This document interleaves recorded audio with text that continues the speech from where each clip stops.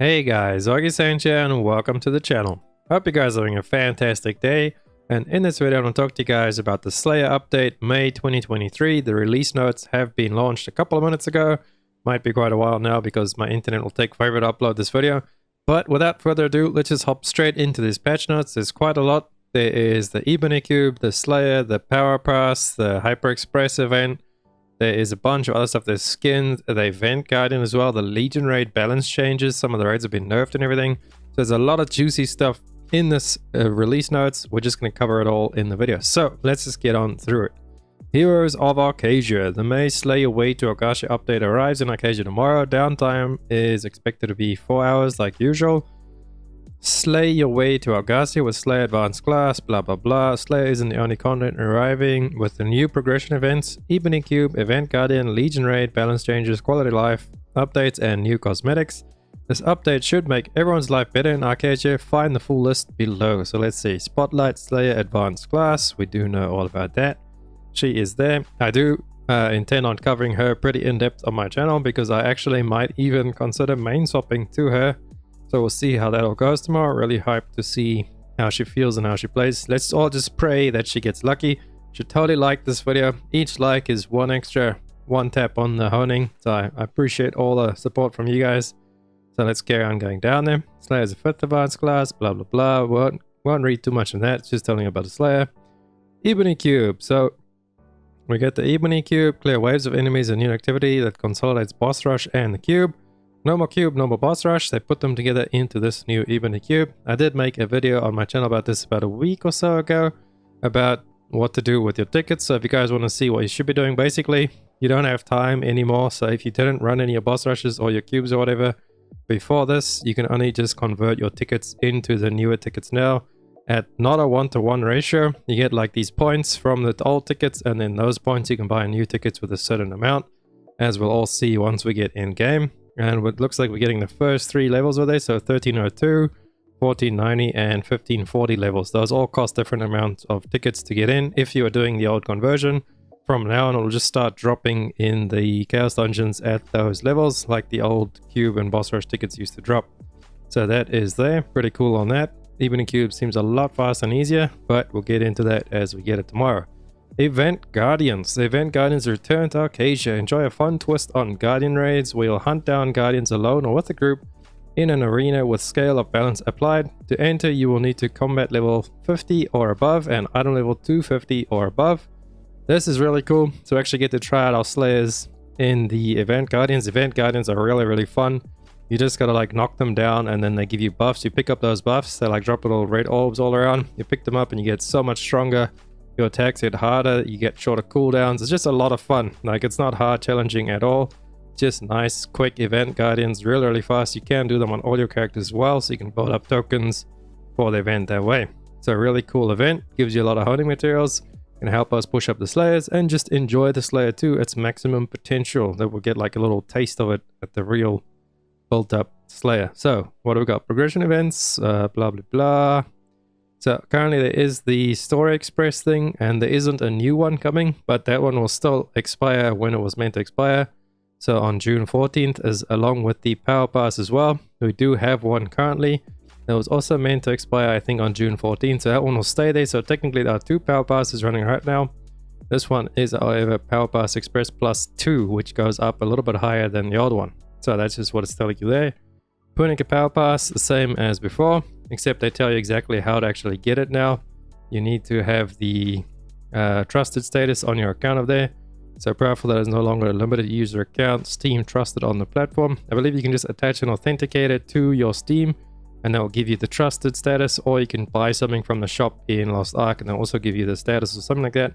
Or accounts created before December 14th. So if you guys have all been playing, you should probably have this. If your Steam is a verified account, we should all have this. Just for like really new players, you might want to read through this little part of here, as that is the new requirements to get your POWERPASS and not to do Beaver's Friend like you had to in the past. Anyway, moving on. Hyper Express Event 2 goes from item level 1340 to 1460. So it's pretty much just telling us that it has been buffed up to 1460. The last one was 1445. Really nice on that level there. And there's also honing nerfs down below, which I'll get to as we go further down. Engraving support system. the same as the current one, where you can choose 4 engravings, 4x3 for your Slayer or whatever you plan on hyper expressing. With the hyper express event, you will get the engraving support system, so you don't actually have to have accessories with engravings on. You just pick your accessories with the right stat, and in the engraving system you can apply whatever 4 engravings you want. So really cool to play around with builds over there. Competitive Proving Ground Season 3, don't really care, but for all you PvP Andies out there, your Season 3 Proving Ground starts over there, so lucky you guys, have fun. Regression update, knowledge transfer revamp, remove the transfer requirement based on the number of characters who completed a continent. So now you can just, as far as I understand, knowledge transfer as much as you want, there's no limit. Like before you'd have to do a clear like Vern on 1 character pretty much, and then you get a knowledge transfer for 1 character or something like that, or it was like 2. Every one that does it you get 2 or something like that. It was a little bit complicated, we never ran out of them anyway, but they removed that now, so you can just use the knowledge transfer whenever, and the duration has been decreased to 10 seconds. Before it used to be 8 hours, so your knowledge transfer you'd have to wait 8 hours before it actually goes through. Now it's 10 seconds and then it's done. And they've added Rowan to the knowledge transfer as well, so you can skip Rowan on your characters there, pay some gold. They also changed the gold amount, removed the stronghold level 15 requirements, so you don't need to have a level 15 stronghold anymore. Added quest, blah blah blah. Okay, so you can see it all, it's a little bit easier to understand. New player guardian raid improvements. In levels 1 to 5 guardian raids, players will receive free battle items relevant to the guardian, automatically applied as a preset with in-game guide message, blah blah blah. So just giving you guys free items on raid levels 1 to 5. I believe that is all the way up to just before Descaluda. So there will still be Nightfox and Volcanos, I believe. I can't remember in-game. I think Descaluda is in level 6 along with the new tier 3 guardians that we all have right now. But that's nice to help newer players learn how to use battle items and stuff like that. Honing updates. Current basic honing growth boost 14 will be expanded to item level 1460. The current honing experience 40 reduction between will be overwritten by this boost. Increase T3 gear levels 16 to 17 basic success rate by 10%. So they've increased it to 1445 as well. And over there, the up until 18, which is 1460, they have increased it by another 5%. So that's pretty cool there. And what's this? Gear XP required, so that's your honing shards needed to unlock it. Honing material and price required by 30%, really nice there. Gold price, honing cost has gone, seems like it's removed as well, up until 1460. So you'll just need silver now to hone your way up to there. General progression updates, silver and leapstone loot increase for T1 and T2 chaos dungeons. So you can get through T1 and 2 a lot faster if you are a new player, really nice over there. General quality of life updates, stronghold updates, added stronghold mood functions, 25 structures, dispatch station revamp, that's cool, I have to play around with that. Only A, S and SS grades exist now, so you can't go under it. Okay, interesting. You can now check the result and claim the rewards for all completed dispatch at once, really cool over there. Revamp design themes, filters, blah blah blah. Entertainment menu can now be used while inside the mana.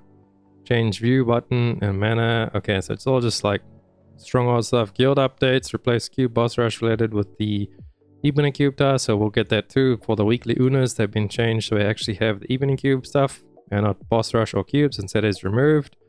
Increase guild raid proximal weekly guild bloodstones. First place used to give you that much, now they give you that much. It's quite a lot more, especially for people with just themselves in a guild.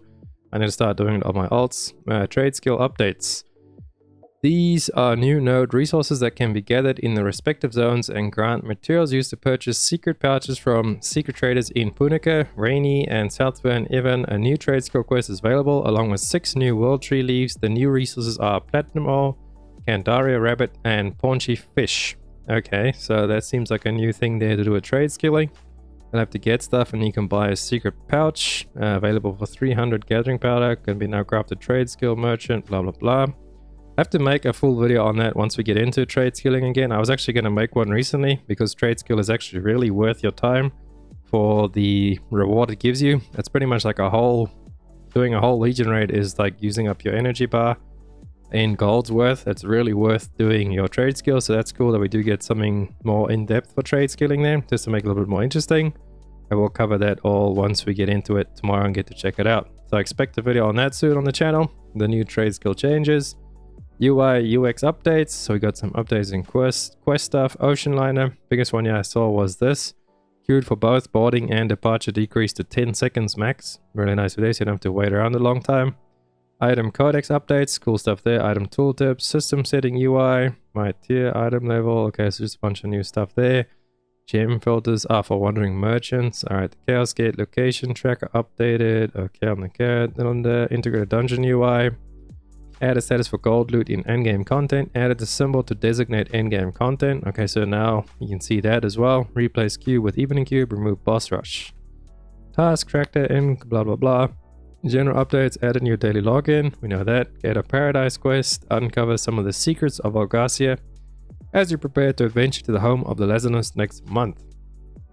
For Kyangle, the new abyssal dungeon we'll be getting next month. Those are the prereq quests over there. To the South, Whispering Isle, Blue Blazing Blade episode with Gadan, and Tabula Rasa on Wisdom Isle. Change Pheromone Bomb battle item from Bomb to Essence. Cool, so now you can actually take Dark Bombs or something else with you as well.